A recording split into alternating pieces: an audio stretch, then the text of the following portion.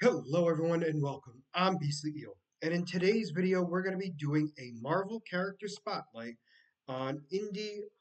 Oh gosh, I'm going to say this name so wrong. She's known as Oya, and her code name is Temper. She's part of the X-Men, which we'll talk about a little bit as we go here. So she was a Catholic girl who was born in a very religious village in Nigeria.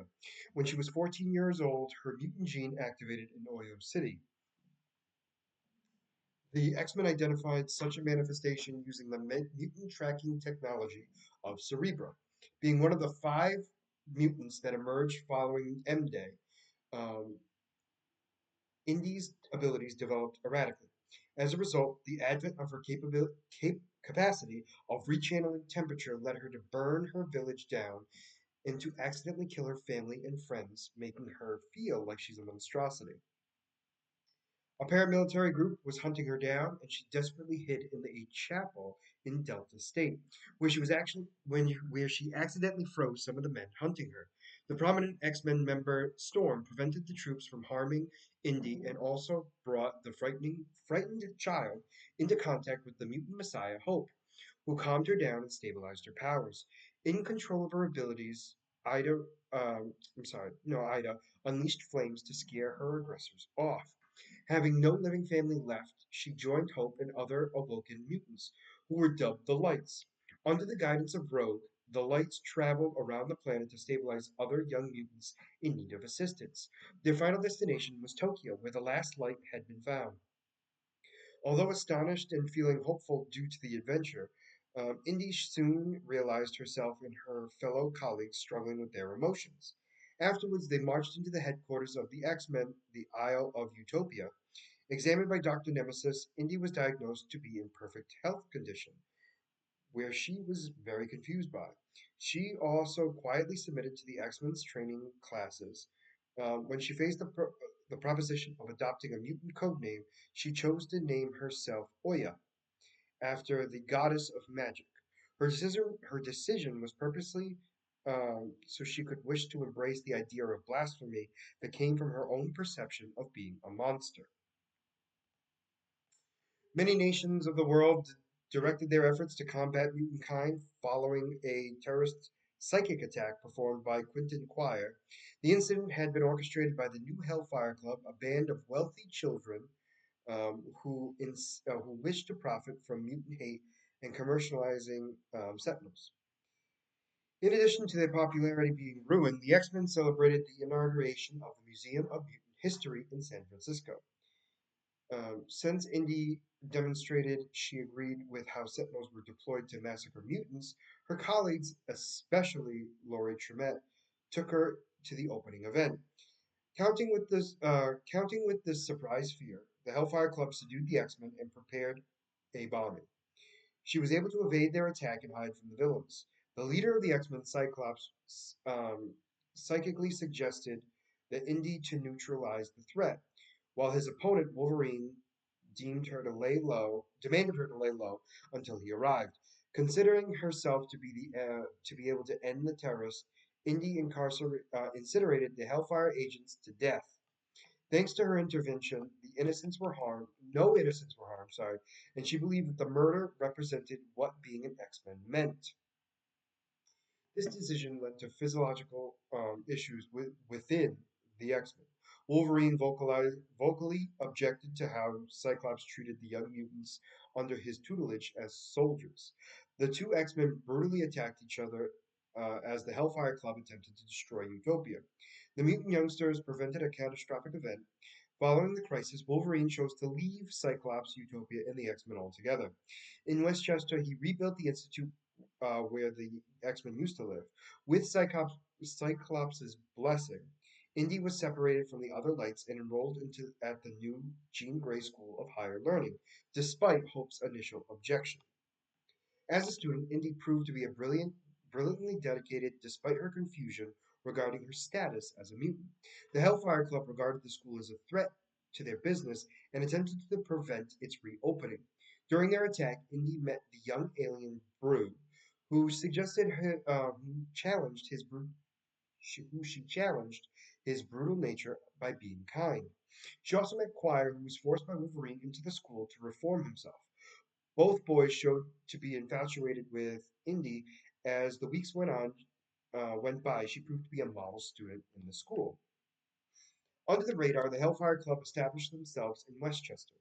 In order to manipulate Indy, they used a robot built by young Dr. Frankenstein masqueraded as a Catholic priest to reinforce self hate ideals.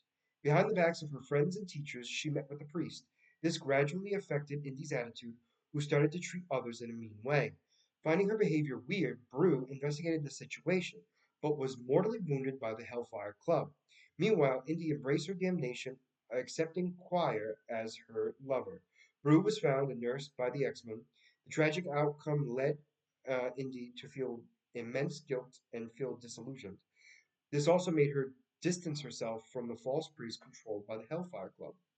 Now, the Frankenstein's monster sought revenge against the family of his dreadful creator, bringing his vile circus to Westchester, including the necromancer Cal- Calcabrine. Calcabrina, I believe. The X-Men fell under the monster's control, but the students resisted. Indy helped the young Dr. Frankenstein to run away from the hunters, being unaware about his participation in her recent tragedies. As the X-Men restored their will, Indy hunted down the necromancer to burn her down, blaming witches for how she had been mistreated in her life. Quire witnessed the brutal ordeal, which was followed by Indy demanding to keep away from her. Afterwards, Brew regained partial consciousness. However, he displayed immense aggressive behaviors toward everyone except for Indy. As such, she became his handler, seeking ways to restore his kind personality. In extreme turmoil, Indy decided to surrender to the apparent temptation and join the secret Hellfire Academy. In fact, she sought revenge against them for having hurt Brew, since she had suspected about their involvement. She became one of their candidates, the Hellions, being followed Indy and Brew to the secret location in order to save them from danger. While attending the Grimm School, Indy showed great behavior to their standards and caught the eye of the Black King of the Hellfire Club, Cade Kilgrove. He offered her the position as the Black Queen of the Hellfire Club. By pretending to accept the offer, she was able to confirm Kilgrove what had been responsible for the shooting of Brew. Unleashing her power, she brutally assaulted Kilgrove. However, she was ultimately able to choose love over hate in the last minute, sparing his life and choosing to save Quire instead. This coincided with the X-Men raiding the Hellfire Academy, and in the end, Indy accepted Quire to be her boyfriend, and the two of them returned to the Jean Grey school as the Hellfire Club was defeated. Alongside other students, Indy grew to adore the Jean Grey School.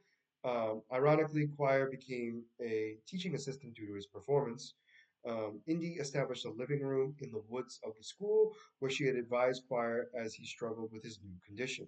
With the emergence of the Phoenix Corporation, Quire went missing, causing Indy to worry.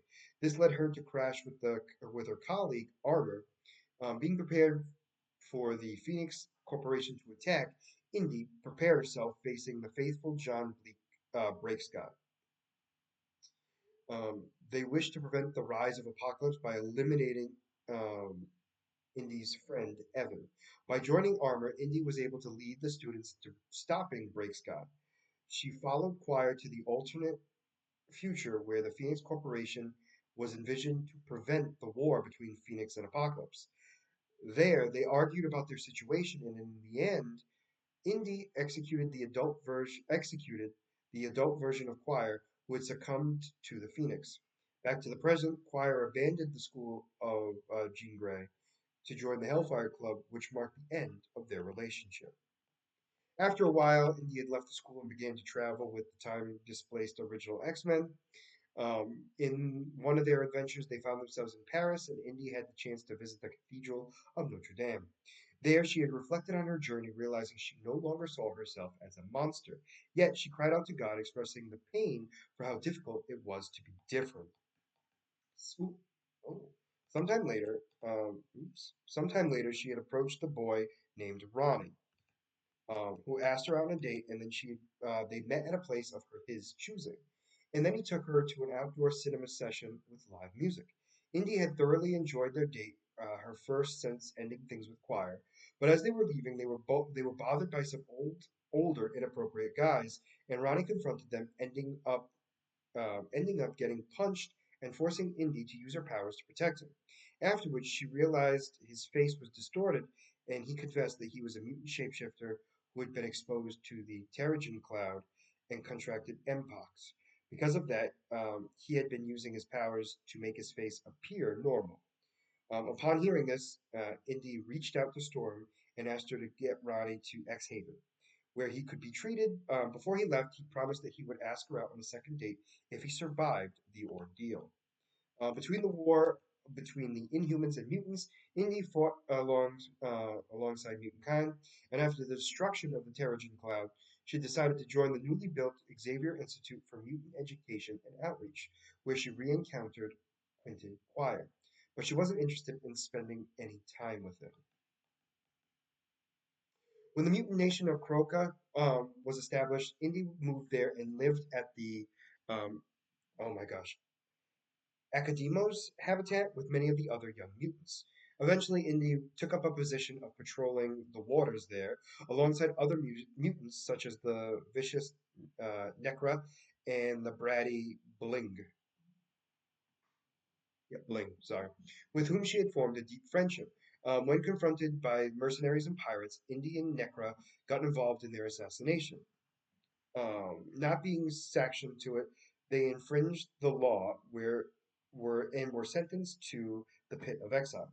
Being thrown into the forced status, they were greeted with the original inmates, the monstrous Sabretooth. In an illusionary mindscape, Sabretooth tortured Indy and Necra and the other prisoners. Eventually, Sabretooth schemed a breakout for which he had taught the other mutants how to channel their consciousness through the land so they could manifest themselves on land. The distrustful Necra and Indy ignored his recommendations, alerting Bling of their situation. In order to help them escape, Bling brought a flying ship. However, Sabretooth broke free himself and abandoning the other imprisoned mutants behind. The voice of the planet, Cypher, secretly released all the mutants in the pit of exile and asked them to track Sabretooth and prevent him from doing harm to the land. As exiles, the crew sailed after Sabretooth. Upon finding him, they realized they shared an enemy in the vile Dr. Barrington from Orchis, sorry, um, who had run the prison that experimented on and tortured mutant victims. Calling a cautious truce, the exiles joined Sabretooth to stop Barrington. Being abandoned by Sabretooth during their mission, Indy found an alternate version of Sabretooth among the subjects. While saving the victims, it was revealed that Graydon Creed was behind the problems. The exiles parted ways with Sabretooth, whom assembled a group of alternate Sabretooths to carry out his revenge plans. In order to get revenge on Wolverine, Sabretooth harmed his loved ones. Quire was one of his victims on Kroka, being beheaded and having his mind weaponized in order to attack Wolverine. The remnants of Quire's soul reached out to Indy, who had got his psychic signal. She shared her situation to her fellow exiles who had chose to march to war. On their land, the exiles were identified by Orcus's sentinels, being forced to flee. In a second attempt, Indy, having psychic clues about the location of Sabretooth and Wolverine, suggested the team travel underwater to find the trench. Exiles were brutally assaulted since Wolverine had been brainwashed. Necra was able to subdue Sabretooth while Indy rescued and nursed Wolverine back to health. Alongside Wolverine, the exiles prepared to eliminate the alternate versions of Sabretooth and Graydon Creed. On their land, Wolverine asked Indy to retreat with the exiles and the refugees that they had saved, and in a final showdown against the freed Sabretooth, the exiles teamed up with X-Force um, to help Wolverine. With Sabretooth slain, the exiles departed once again. After Orchis was dismantled, Cyclops reformed the X-Men to help mutant kind and their abilities with their relationships with humans in the world without their homeland, Kroka. Indy joined the X-Men under the name Temper, having the personal mission of protecting innocents from the team's apparent good intentions.